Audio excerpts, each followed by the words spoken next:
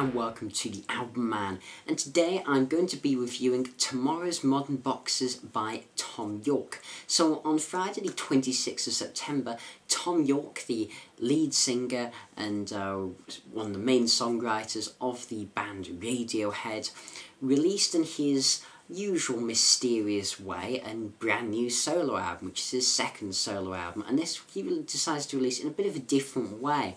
It's an interesting business model. He decides to release it via BitTorrent. If you don't know what torrent is, it's a way of peer-to-peer file sharing, and it's often used for piracy, for example on the Pirate Bay or something like that.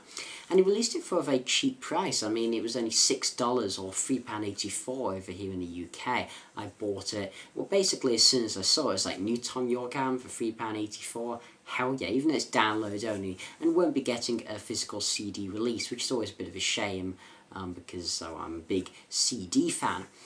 Still, those paying close attention to Radiohead news may not have been too surprised by this release, in particular with the update a few weeks or maybe a couple of months ago of Radiohead's Polyphona app, which is an interactive app. I can't say I have it, but I heard that they'd updated it with some new music, and I listened to some of it until I realised that really it wasn't meant to be listened to just in isolation, because it sounded really ambient and really kind of crap. But it seems a lot of, if not all of the songs here appeared on that Polyphona update in one way or another. Still, I mean, I did not expect to see this at such short notice. Thom Yorke certainly does seem to like giving short notice before dropping albums, but still I thought we might have got a bit of a heads up instead of it's released this second now. But it was kind of cool in a way, and certainly got a lot of publicity surrounding this album. So, before we get into this, let me briefly talk about where I stand on Thom Yorke's work.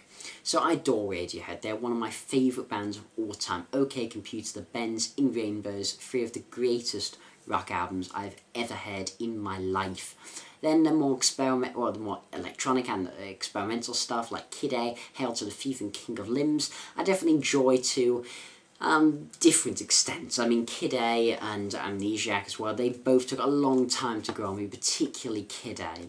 It's an album I now enjoy, definitely, but I hated that album when I first heard it. I really did. Hail to the Thief I've always liked for its blend of rock and electronica, a sort of halfway house between the two styles. But King of Limbs, I've listened to that album so many times. Yeah, I just found it so underwhelming. I just can't get that album. Yes, it has some standout tracks, Little by Little for example, and Morning Mr. Magpie, but I just found it honestly one of the worst albums of Radiohead's career, and it was just a little too intelligent dance music, if you don't know what that means, and I suppose electronic for my personal taste. I'm not really a fan of electronic music or intelligent dance music. There's no bands I listen to that do purely that form of music, though I like influence from the electronic area. I think it can work well in rock music when it's utilised, I'd say, subtly. And then you have Thom Yorke's first solo album, The Eraser, which I think is a very strong album, definitely reminiscent of Kid A in a lot of ways, and he definitely showed that move towards the more electronic direction, abandoning a lot of guitar, but yet there's still some guitar to be found there. There's some nice piano melodies, and I think what was strong about The Eraser was just that it blended that Kid A electronic direction with that sense of beauty you found in an album like In Rainbows, even though of course In Rainbows came out after The Eraser. And I've just always found it a rather disconcerting yet beautiful listen. The Eraser songs like Harridan Hill and the title track in particular are just fantastic songs and some of the best work of Thom Yorke, I would say, post Kid A, truly. And then we had last year Atoms for Peace Amok, which was quite reminiscent to the King of Limbs and in that direction. It had its moments, but isn't something I really found myself coming back to. In fact, since I reviewed it, I think I gave it like a 6.5 out of 10 or something. I really have not listened to it. The main interesting thing was the bit of funk on Flea's bass lines. Flea from the Red Hot Chili Peppers was in the band. This was a bit of a super group. And it's alright. So where does he go in this album? Does he continue the direction of Atoms for Peace and King of Limbs and Eraser? Does he go somewhere else entirely? well, we'll have to look, but I think it's fairly obvious what direction he goes in. Yeah, the opening track, A Brain in a Bottle, instantly from the throbbing notes of its opening, makes you think that this album's going to go in a pretty much completely electronic direction, the type of thing he's been heading in since Kid A. And as I said, I think it's offered mixed results in my eyes, this shift. I'm definitely not adverse to change, and I've always admired Thom Yorke for the experimentation and for the diversity of his catalogue. But still, it doesn't mean I have to like all of it just because I respect it. Still, when it comes to this song, I mean, one of the things that always stands out about his electronic work is the stunning reverberated vocals that he has on top. I think he has one of the most emotive, beautiful voices on the planet, really, and I just find they add a layer of melody and emotional depth to what, on this song, for example, instrumentally, it's purely laptop-driven affair, which to me personally, as someone who's not a fan of electronic music, and please do take that into account when you're watching my review, that I really don't know that much about electronic music, and I'm not too big into it. If you want to recommend me any artists, I'd definitely be open to listening to more. But still, I find this song instrumentally has a bit of a sort of a cold, harsh, inhuman sound, but yeah, I kind of think this song works, and I do enjoy this song, because that sort of human-sounding, delicate vocal over the top just creates something that, while simplistic, is quite interesting to the ear and fairly pleasing. Though he does that on other occasions on the album, I don't think that sort of juxtaposition between the cold, harsh instrumentation and the warm human vocals always works, we'll come to. Though Guess Again, this is definitely one of the highlights on the albums. I tend to find Thom is very, very good at utilising eerie sounding, reverb, saturated sort of piano chords and notes, and creating these odd things with the piano. And with the electronic drum beat behind it, and his sort of tantalising lyricism delivered perfectly with his voice. Again, his voice really is the highlight of the album as well as his lyrics. When it comes to his lyrics, I've always felt that certainly, I'd say post Kid A, I mean, because Kid A, of course, he used the sort of basic, effectively pulling sentences out of hats and type things to generate the lyrics, which gave this rather disconnected vagueness about them. I feel he's certainly continued that, and on this album there's definitely an oddness about the lyrics, definitely saying it again, disconnected, sort of vague about them, yet they kind of seem to make sense, like subconscious. I mean, consciously, you don't really understand what the hell he's on about, but subconsciously, you kind of get it without knowing why. Maybe in a similar way to some of Bob Dylan's lyrics, certainly from the mid-60s, like It's Alright Mom and He Bleeding. You don't quite 100% know what he's on about consciously, but yet you just kind of get it. Not to say the lyrics here are quite as good as Dylan's, as they're not.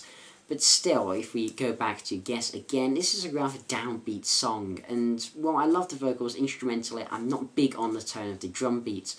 It just doesn't sound that great to me, and while it's a problem I can look over on this song because I enjoy the vocal parts so much, I just do find it a bit too artificial for me, I suppose, particularly when the rest of the song sounds so human and relatable. Again, I'd say it's kind of a bit of the opposite of Bullet in the Brain, where that really works. I'd say this is maybe the slight downside to this track. Then we get this song Interference, which is definitely the most ambient and mellow track on the album, with no beat to be found. It sort of offers melody over rhythm, which is certainly a rarity on this album, as Yorke's mantra definitely seems to be entrenched at this point in the rhythm is king, melody is dead type thing, which I personally don't really agree with. This song offers some wistful lyrics and vocals, as well as creating sort of moody, melancholic atmosphere, and providing a nice break. While it's not a particularly exciting track, it does provide, sort of nice break between Guess Again and the next track, Mother Lode. The Mother Lode, by many critics, seems to be considered the centrepiece and one of the best tracks on the album. I'm not sure I personally really agree. I mean, it's certainly reminiscent of Kid A with its creation of that dissonant, cold, yet emotive atmosphere, and it has some jittery, glitchy, electronic elements and a dominant bass line. But instrumentally, I really don't find all that much I like about it, and find it rather uninteresting, dare I say, even bland. The vocals, again, is really what is the king here. The vocal harmonies, in particular, are some of the best vocal harmonies that Thom Yorke has put out in quite a long time.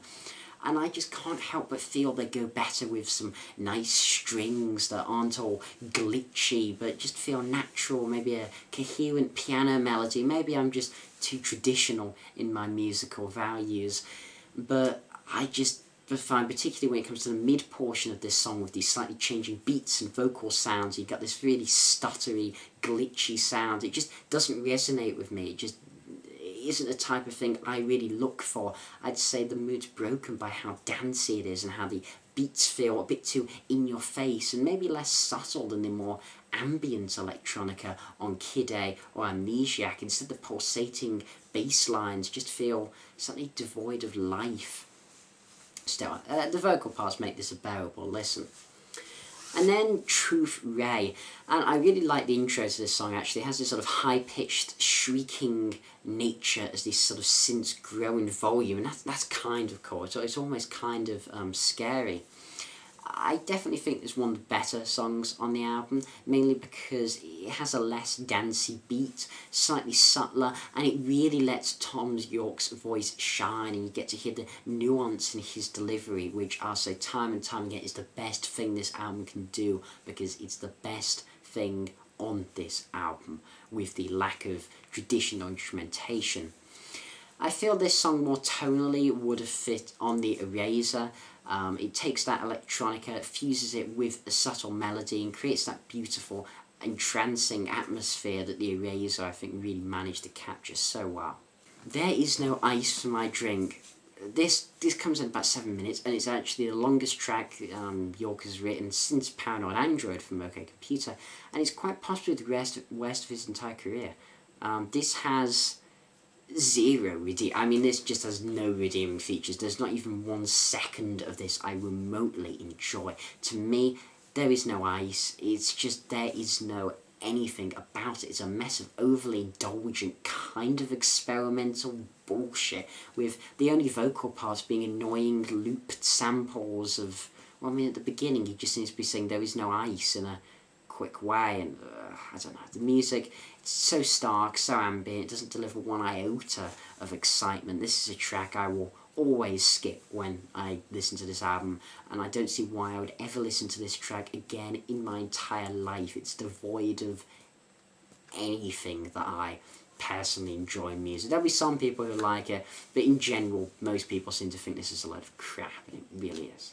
And then Pink Section, that isn't exactly much better. This is sort of the Tree Fingers or Feral of the album, and it's an instrumental piece, really. It's a very dull soundscape. I find it rather irritating on the ears because the loud hissings and feedbacky background noise, and even the piano melody isn't that good with its sort of desolate notes, and it just goes nowhere and becomes nothing. And this is the section of the album that really just brings it, the mood down completely to absolute rock bottom. And the last track on the album doesn't do too much to redeem this slump right at the end of the album. This definitely reminiscent of Aphex Twins. I can't say I really know much about Aphex Twins, and I've only heard bits of their music. But then, I can definitely, they're one of those bands I definitely respect what they do, but not a sound I particularly like. And there's clearly a large influence here. Like Guess Again, this song is a bit mellower, and the vocals definitely perpetuate a melancholic feel for the sheer starkness and the instrumentation, but the lack of drive causes me to be uninterested in it, even though some of the vocal melodies are quite interesting. And towards the end of this song, the atmosphere is quite nice. You definitely can start to get a bit more involved in it, but it just doesn't do enough to really redeem this album for me. Again, I'll say it again, I'm not a fan of electronic or IDM. A band like Aphex Twins doesn't appeal to me at all. I haven't listened to Cypher, I think the new album's called, at all. I listened to one of the tracks that was released, and it was just like, nah, not for me, unfortunately.